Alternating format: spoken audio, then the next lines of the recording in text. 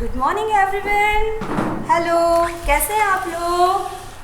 Again I am here for to you और I hope कि मेरे सारे बच्चे अच्छे हैं और घर पे एंजॉय कर रहे हैं और साथ में अपनी तबीयत का भी ध्यान रख रहे हैं। तो हम सभी लोग आज फिर से अपनी हिंदी की ऑनलाइन क्लास में अपना वही पिछला वाला जो चैप्टर हमने स्टार्ट किया था ना, उसी को वापस से आगे बढ़ा रहे हैं। याद कीजिए, लास्ट टाइम हमने क्या पढ़ा था?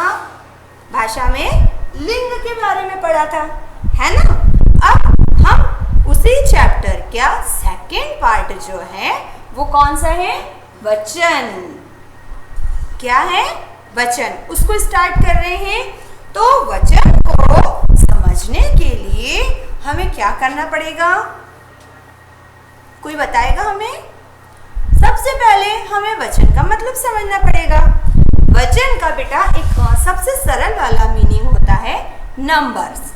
जैसे आपके मैथ्स में नंबर्स होते हैं ना, ऐसे ही हमारी भाषा में भी नंबर्स होते हैं। How is possible ma'am?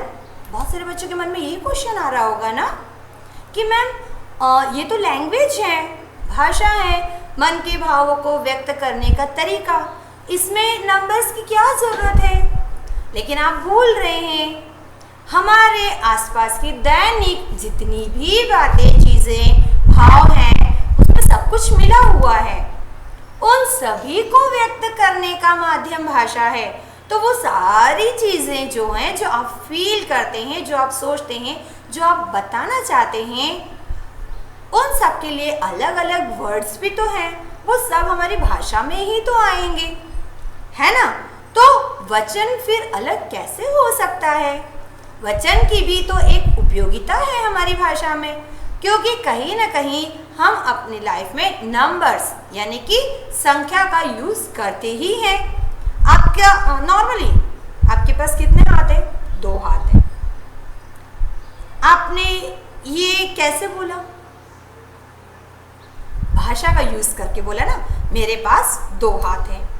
ठीक है, 2 हाथ के लिए आपने 2 वाला संख्या शब्द यूज किया, यानी कि आपके मन में अगर संख्या का शब्द आया भी तो उसको आप बोलोगे तो सही। तो बोलने के लिए आपको 2 ये वाला शब्द लगा, तो वो भी तो हमारी भाषा का एक हिस्सा बन गया ना। आपके एक हाथ में कितनी उंगलियां हैं? देखिए हथेली में 1 2 3 4 5 5 उंगलियां हैं। तो ये 5 शब्द जो है वो एक कायदे से नंबर है ना?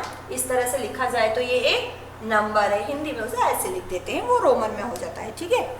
लेकिन ये देखा जाए तो सिर्फ संख्या है, लेकिन संख्या को बोल रहे हैं तो बोलते समय वो कहाँ यूज हो रहा है? हमारी भाषा में।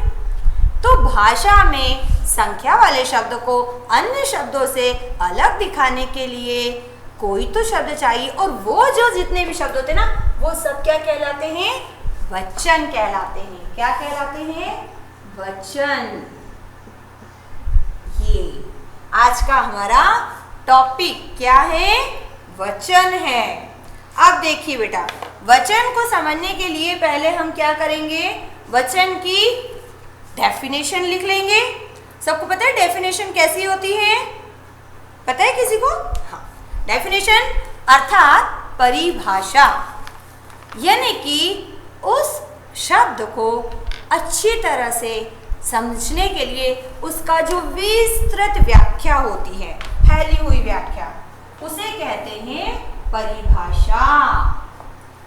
शब्द के जिस रूप से संज्ञा के एक या अनेक होने का पता चले,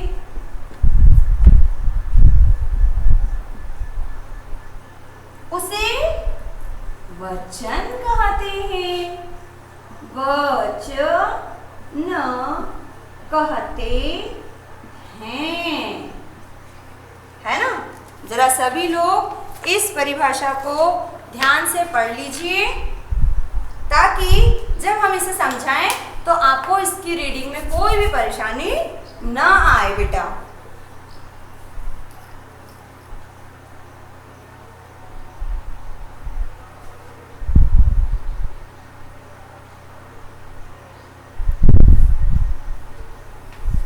चलिए ठीक है, अब हम इसको एक्सप्लेन करते हैं। एक्सप्लेन मतलब इसको विस्तारित कर देते हैं। विस्तारित अर्थात जब हमें कोई चीज़ एक बार में बोलते से ही क्लियर नहीं होती है तो उसे हमें क्या करना पड़ता है, अलग अलग तरीके से समझने की कोशिश करना होती है। ठीक है, तो यहाँ पर भी हम लोग क्या कर रहे हैं, वही काम कर रहे हैं। देखिए बेटा, वचन यानी बोलना, शब्द के जिस रूप से, अगर मैं इस वाली लाइन को थोड़ा सा पीछे रख दूं, है ना, अगर मैं इस लाइन को थोड़ा सा पीछे कर दूं तो यहां से शुरू कर, संज्ञा के एक या अनेक होने का पता जिस शब्द से हमें पता चलता है। हमने पहले कहा था कि भाषा में शब्द बहुत चलते हैं। शब्द के बिना तो भाषा में कोई सा भी विषय या कोई सी भी बात ना तो शुरू होती है ना ही खत्म होती है। क्योंकि भाषा के लिए वाक्य जरूरी है और वाक्य शब्दों से मिलकर बनते हैं, तो हमारे वाक्य के जितने भी शब्द होते हैं वो सब अलग अलग टाइप के होते हैं और उनसे मिलकर ही हमारा एक सही और शुद्ध वाक्य बनता है ना। तो इसलिए हमारी परिभाषा में भी क्या लिखा है, शब्द के जिस रूप से, एक रूप होता है संज्ञा वाला, एक रूप होता है सर्वनाम वाला, एक रूप होता है हमारा लिंग वाला, अब दूसरा एक रूप है वचन। शब्द के जिस रूप से,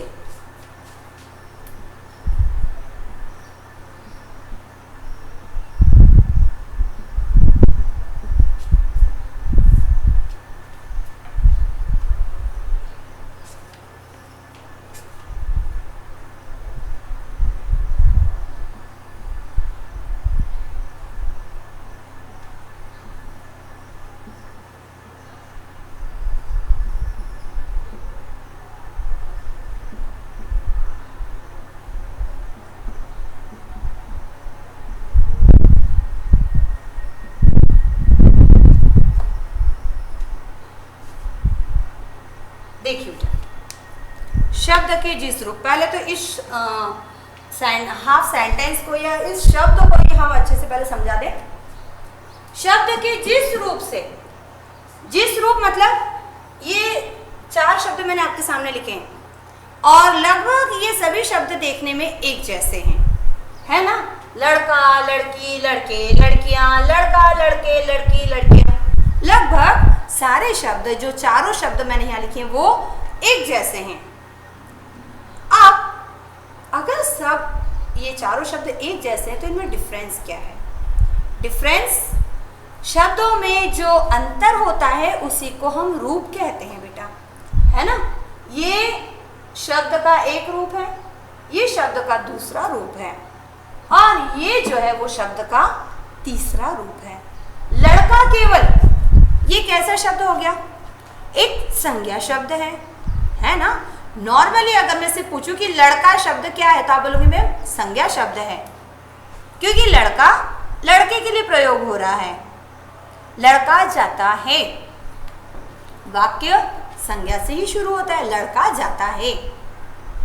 लेकिन अगर मैं कहूं लड़की, यानी कि लड़की जो है वो भी है तो संज्ञा ही, लेकिन वो लड़के जैसी नहीं है, वो लड़का से जस्ट अपोजिट है, बिल्कुल विलोम है, उसका पूरा का पूरा जेंडर ही चेंज है। यानी कि ये संज्ञा तो है लेकिन इसका रूप बदल गया है। ये संज्ञा था लेकिन ये अब संज्ञा से क्या हो गई है, लिंग हो गया है ना। लेकिन अगर लड़की से लड़कियां हो जाता है तो लड़की और लड़कियां क्या अंतर है? दोनों एक ही शब्द है क्या? नहीं, लड़की संज्ञा है और वो भी स्त्रीलिंग है, लेकिन लड़की से लड़कियां, स्त्रीलिंग तो है लेकिन ये अब कैसा हो गया, इसका संख्या बढ़ गई। ये अब एक लड़की नहीं, ये बहुत सारी है। तो लड़की से लड़कियां करा मतलब उसका वचन बदल गया। तो ये एक जैसे दिखने वाले शब्द हैं, लेकिन इन सब का जो रूप है वो डिफरेंट है। तो ऐसे ही शब्दों को हम बोलते हैं शब्द रूप। शब्द वही रहे लेकिन उसका मीनिंग अलग निकलने लग जाता है तो वो कहलाता है शब्द रूप बेटा, है ना। तो कभी भी जब आप ये वाली लाइन पढ़े ना कि शब्द के जिस रूप से, तो हमको कंफ्यूज नहीं होना है, हमको सिर्फ तुरंत समझ जाना है कि शब्द वही है लेकिन वो किसी और टाइप से यूज होने वाला है और हमको वो जानना है या वही पढ़ना है। ठीक है। अब देखिए, शब्द के जिस रूप से संज्ञा के एक या अनेक होने का बोध होता है उसको हम वचन कहते हैं। मैंने अभी कहा लड़का ये भी है और लड़का तो इसमें भी है, यहाँ एक है और यहाँ पर कैसे है, एक से अधिक है, यानी कि शब्द दोनों में एक ही है लेकिन यहाँ से यहाँ आने पर शब्द का रूप थोड़ा सा बदल गया।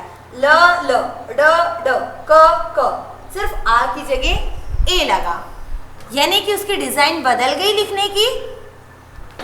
रूप को नॉर्मली आप लोग आकृति भी कह सकते हैं, लिखावट भी कह सकते हैं, बनावट भी कह सकते हैं। बनावट नॉर्मली रूप एक होता है चेहरे का रूप, है ना, जिसको हम सुंदरता कहते हैं या फेस कट कहते हैं या बनावट कहते हैं। भाषा की अगर बोली में कहा जाए तो उसको हम रूप कहते हैं। तो यहाँ पर शब्द का रूप जो है वो चेंज हो जा रहा है, कहाँ से के हो जा रहा है। ध्यान दीजिए, लड़की से क्या हो गया,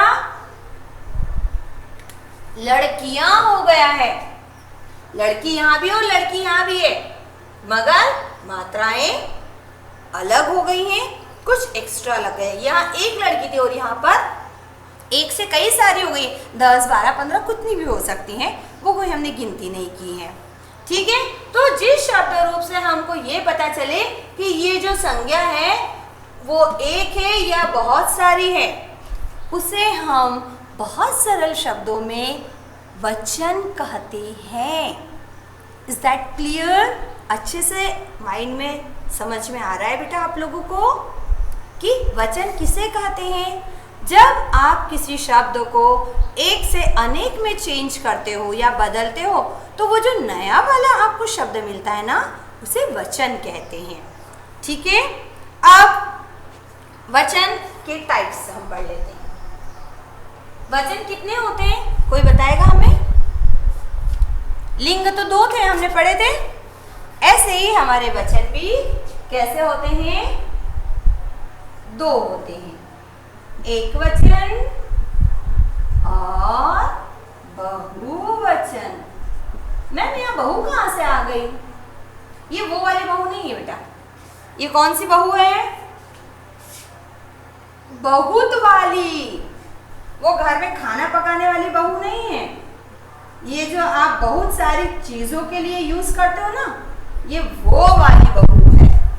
तो उसको बहुत ना बोलकर हम सिर्फ बहू बोल देते हैं। बहू का मतलब भी होता है बहुत सारा।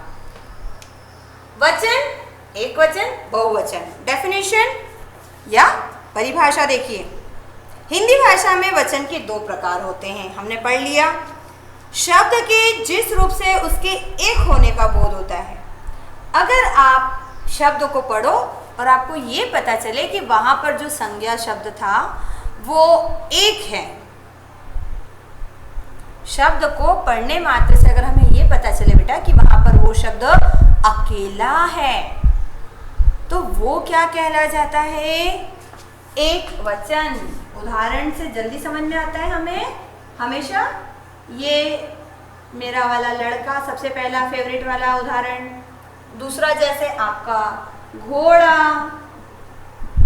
फिर पुस्तक।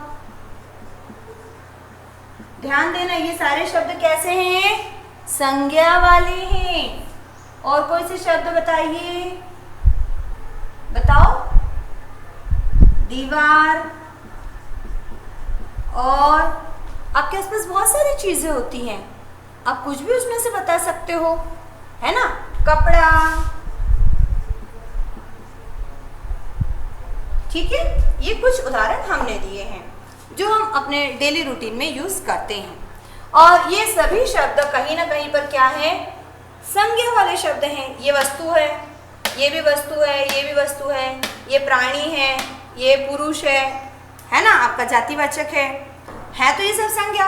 तो जिस शब्द से हमको ये पता चले कि संज्ञा का वहां पर एक ही रूप है या एक ही व्यक्ति है, लड़का तो एक ही लड़का है, घोड़ा एक ही घोड़ा है, पुस्तक एक ही पुस्तक है, दीवार एक ही दीवार है ना, या फिर आपकी जैसे होता है नदी, एक ही नदी है।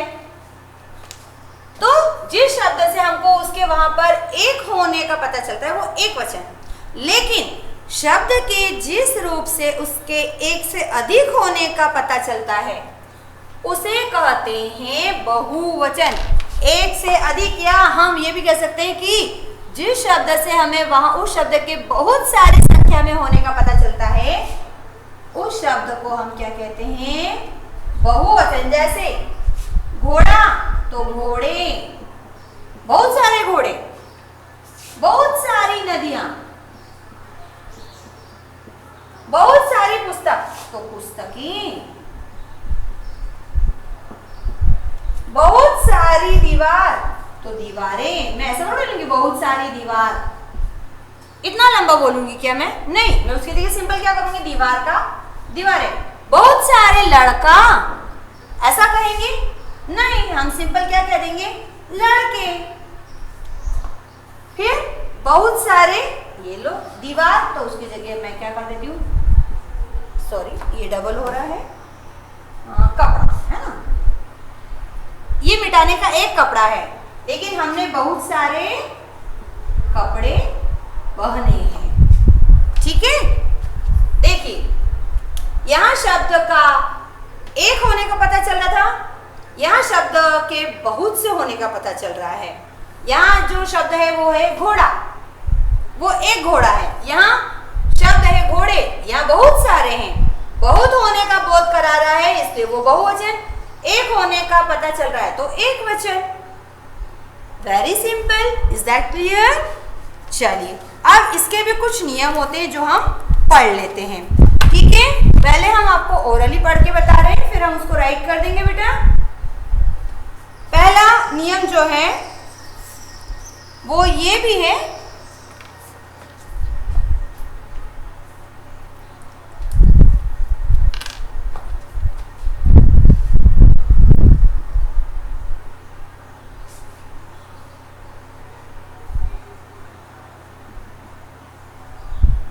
पहला नियम,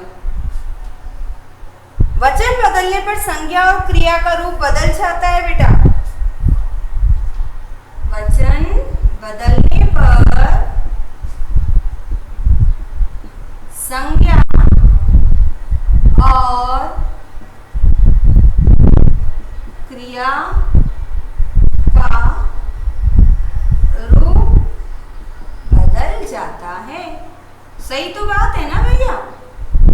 कैसे बताएं? अभी हमने बोला था अगर आप संज्ञा का तो वचन हम चेंज करते हैं, सीधी सी बात है। वचन किसका चेंज होता है? संज्ञा का होता है। तो अगर हम वचन बदल रहे हैं तो सबसे पहले वो संज्ञा चेंज हो जाएगी, फिर उसके साथ में जो वाक्य में क्रिया लगती है वो भी चेंज हो जाएगी। जैसे लड़का जाता है, अगर एक है तो मैंने बोला लड़का जाता है। बहुत सारे, ये जैसे ही एक लड़का से बहुत सारा लड़का हुआ तो क्या हो गया? लड़के जाते हैं। संज्ञा भी बदल गया और इसके साथ लगने वाली क्रिया भी बदल गई। ये थोड़ी कहूंगी मैं लड़के जाता है, नहीं, लड़का जाता है, लेकिन अगर वो बहुत सारे हैं तो वो सब जाते हैं, है ना। घोड़ा, अगर इसका मैंने वचन बदला, इसको एक से इसके साथ बहुत सारे फ्रेंड्स लगा दिए। एक घोड़ा था तो वो दौड़ता है, लेकिन अगर उसके साथ उसके और फ्रेंड्स भी आ जाएं, दोस्त भी आ जाएं, तो वो घोड़ा नहीं बचेगा, फिर वो सब मिलकर क्या हो जाएंगे, घोड़े हो जाएंगे। और घोड़े दौड़ता नहीं है, घोड़े दौड़ते हैं, है ना। एक घोड़ा दौड़ रहा है, बहुत सारे घोड़े दौड़ रहे हैं। जस्ट आपका वो जो संज्ञा है वो चेंज हो जा रहा है और उनके साथ में लगने वाली क्रिया भी बदल जाएगी। इसमें कोई डाउट है? नहीं हो सकता डाउट, क्योंकि ये तो सही है ना, और इसके अलावा कोई ऑप्शन भी तो नहीं है। लड़की जाती है और लड़कियां जाती हैं। सेकंड, कुछ संज्ञा शब्द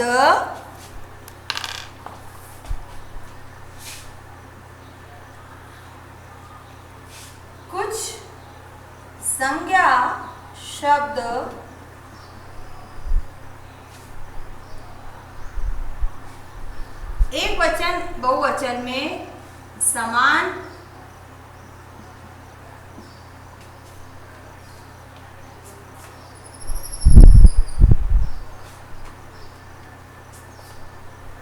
बहुवचन में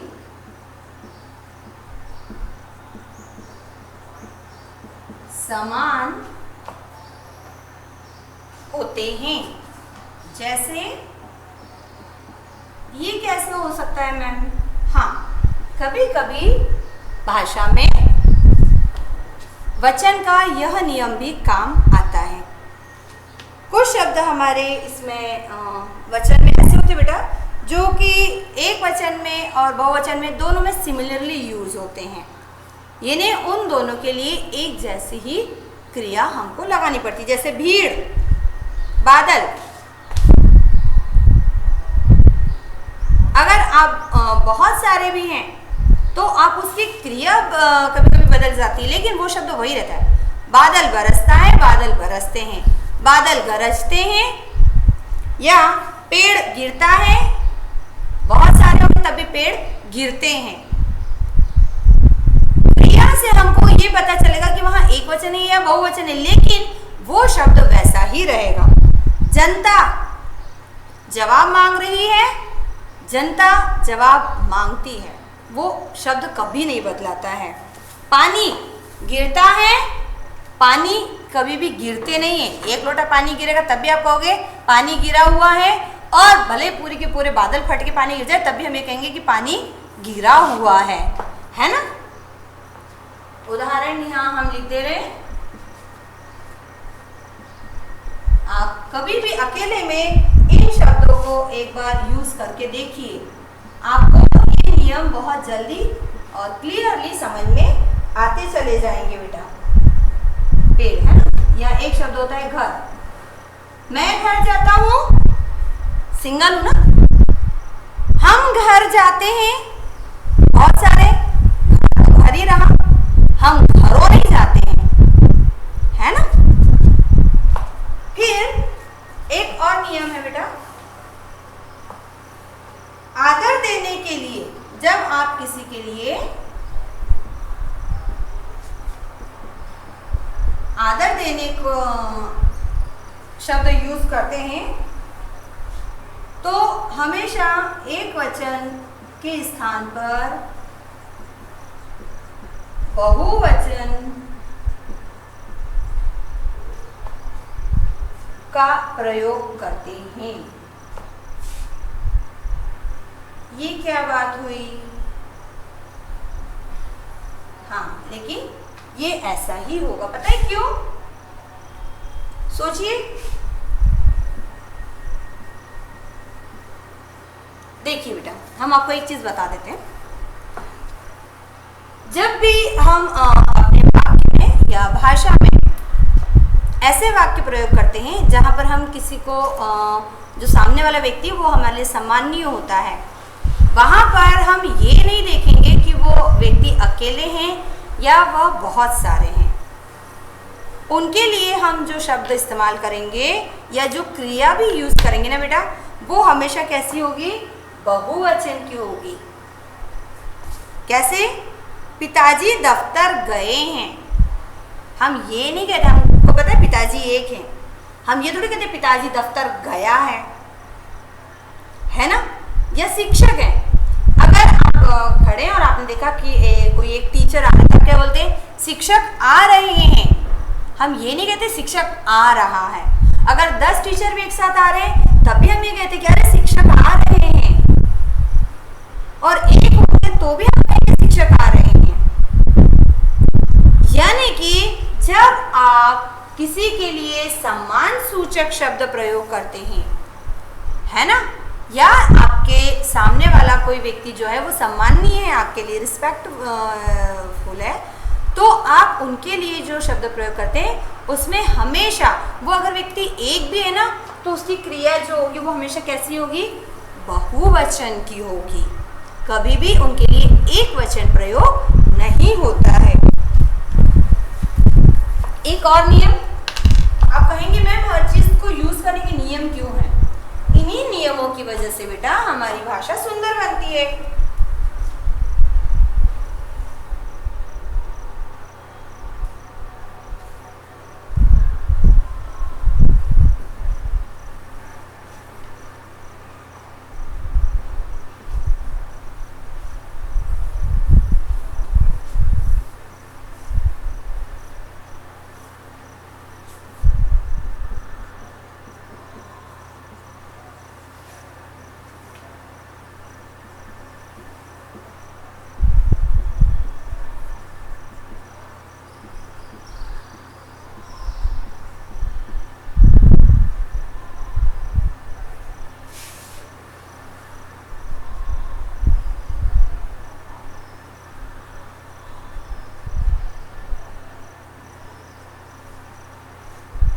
कुछ शब्द हिंदी भाषा में ऐसे बेटा जो हमेशा वाक्य में बहुवचन में ही प्रयोग होते हैं। जैसे दर्शन शब्द है, हमने ईश्वर के दर्शन किए। हम ये नहीं कहते मैंने ईश्वर का दर्शन किया, हमने ईश्वर के दर्शन किए या मैंने ईश्वर के दर्शन किए। या लोग होते हैं, एक है लेकिन अगर भीड़ में है तो वो लोग ही कहलाएंगे। अगर हमें उसका नाम नहीं पता है, लोग क्या कहेंगे हमें उससे कोई फर्क नहीं पड़ता। कितने लोग आए हैं, पता नहीं लोग क्या क्या बोलते रहते हैं, जबकि हमको ये भी नहीं पता है कि वास्तव में कितने लोग हैं उसमें, लेकिन हम ये शब्द हमेशा ऐसे ही बोलते हैं। केश यानी कि बाल, एक केश झड़ता है तब भी हम ये कहते हैं मेरे बाल झड़ रहे हैं, 10 गिरते तब भी हम ये कहते हैं मेरे बाल झड़ रहे हैं। आप कभी ये तो बोलते हो कि मेरा बाल झड़ रहा है, मेरे बाल झड़ रहे हैं, यही शब्द यूज करते हैं ना। यानी कि ये शब्द जब भी आप अपने वाक्य में प्रयोग करते हैं ये कैसे होते हैं? हमेशा बहुवचन में होते हैं। तो इस प्रकार हम ये समझ सकते हैं कि जो शब्द एक के लिए होते हैं वो एक वचन, जो शब्द बहुत से लोगों के लिए होते हैं वे बहुवचन होते हैं, है ना। अब हम यहाँ पर बेटा कुछ शब्द लिख रहे हैं, आप उनको पढ़कर अच्छे से समझ सकते हैं कि वे शब्द कैसे हैं, ठीक है।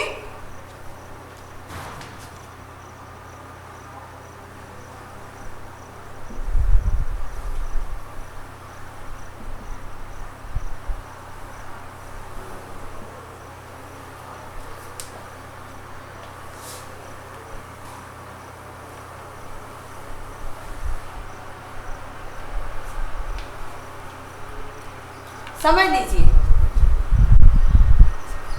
एक के लिए और बहुत के लिए, हाँ? एक और बहुत। अब यहां पर हम एक एक वाले शब्द जैसे लिखते हैं,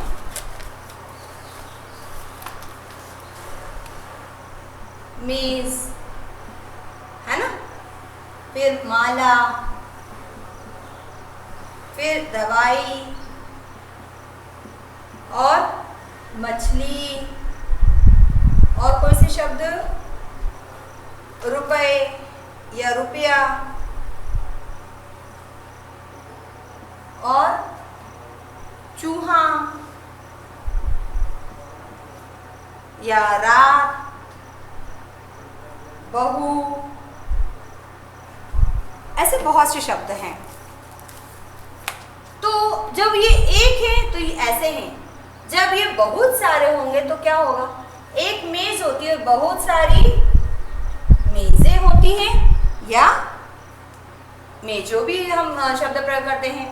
एक माला और बहुत सारी मालाएं, एक दवाई और बहुत सारी दवाइयाँ, एक मछली होती है और बहुत सारी क्या हो जाती हैं?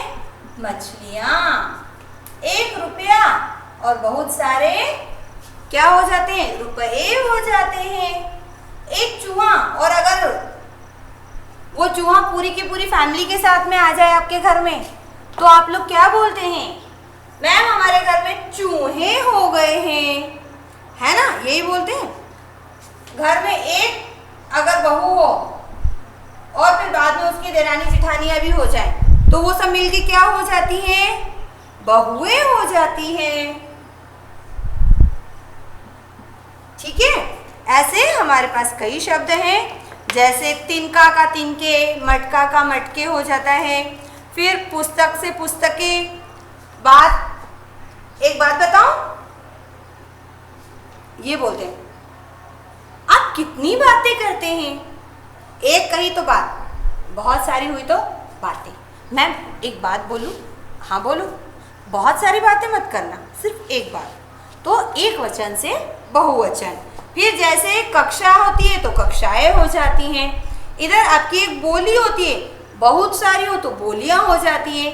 एक बच्चा और बहुत सारे बच्चे। एक पैसा, मम्मी एक पैसा दे दो ना। इकट्ठा करते करते बहुत सारे पैसे हो जाते हैं। एक रात होती है और परीक्षा आती है तो कई रातें बीत जाती हैं, है ना? एक छात्र है, बहुत सारे छात्रों या छात्राएं हो जाती हैं। फिर एक बिल्ली होती है और अगर वो 2-4 बच्चे दे दे तो वो सब क्या हो जाते हैं? बिल्लियां हो जाती हैं। एक चिट्ठी आती है और सबके घर में अगर बांटने आता है तो उसके पास थैले में क्या होती है? चिट्ठियां होती हैं। ओके, तो इस तरह हमने ये पढ़ा कि एक शब्द हो तो एक वचन और उसी का बहुत सारे शब्दों में बदलो तो वो बहुवचन हो जाता है। तो हम अपने इस वाले पार्ट को, जो वचन वाला पार्ट है, उसको फिर से एक बार दोहरा रहे हैं। देखिए बेटा, सरल रूप से हमारे साथ में आप सब बोलेंगे। जिस शब्द रूप से हमें संज्ञा के एक या बहुत होने का पता चलता है उसे हम वचन कहते हैं। वचन 2 प्रकार के होते हैं, एक वचन, बहुवचन। जब शब्द के एक होने का पता चले तो एक वचन, जब शब्द के बहुत सारे होने का पता चले तो बहुवचन। एक वचन से बहुवचन बदलने में 4 नियम होते हैं। संज्ञा और क्रिया चेंज हो जाती है जब हम वचन बदलते हैं। कुछ शब्द एक वचन और बहुवचन में सिमिलरली, एक जैसे रूप से यूज होते हैं। आदर देने के लिए हमेशा बहुवचन शब्द का प्रयोग किया जाता है। दर्शन, प्राण, हस्ताक्षर, लोक, केश कुछ ऐसे शब्द हैं जो हमेशा बहुवचन में ही प्रयोग होते हैं। चाहे उनको गर्ल भी यूज करेगी ना तो वो ये कहेगी कि मेरे बाल झड़ रहे हैं, और लड़का भी होगा तभी वो क्या कहेगा? मेरे बाल झड़ रहे हैं, है ना? उस पे लिंग से कोई असर नहीं पड़ता, और ना ही एक के गिरने से, एक टपका तब भी बाल झड़ रहे हैं, बहुत सारे अगर टपक गए बाल झड़ रहे हैं। मतलब वो जो शब्द है केश, वो तो वहीं का वहीं रहा ना, उसमें तो कोई चीज नहीं, वो हमेशा बहुवचन में ही रहेगा। झड़ रहे हैं मतलब बहुवचन। शब्द अगर हमको नहीं समझ में आए कि ये एक वचन या बहुवचन, तुरंत उसकी क्रिया को उठा के देख लो। लिंग अगर नहीं समझ में आए कि वो एक वचन या बहुवचन, तुरंत उसकी क्रिया को उठाकर देख लो, जल्दी से समझ में आ जाता है। ठीक है, तो हम अपना वचन वाला विषय आज यहीं पर समाप्त कर रहे हैं और अपनी इस हिंदी कक्षा को आप लोगों ने एंजॉय किया होगा। प्लीज़ बेटा, मैं आपसे फिर आग्रह कर रही हूँ, आप जिस भी दिन जो भी क्लास अटेंड करते हैं, अगर आपको कोई चीज़ एक्सप्लेन की गई है तो उस विषय को आप अपने कम से कम उस पूरे दिन में बार बार यूज़ करके देखो। अगर आपने लिंग पढ़ा है तो लिंग वाले शब्द हर जगह बोल बोल के देखो, वचन अगर आपने आज पढ़ा है तो आप वचन वाले शब्दों को बार बार अपने बोलने के जो सेंटेंसेस हैं उसमें यूज़ करके देखो। गलतियाँ कम होती जाएंगी और शुद्धता बढ़ती जाएगी। ठीक है, तो अब हम अपने अगली क्लास में मिलेंगे। तब तक के लिए बाय बाय, नमस्कार। आपका दिन अच्छा हो और please stay home, stay safe, अपनी तबीयत को अच्छी बनाए रखिए। Okay, bye bye.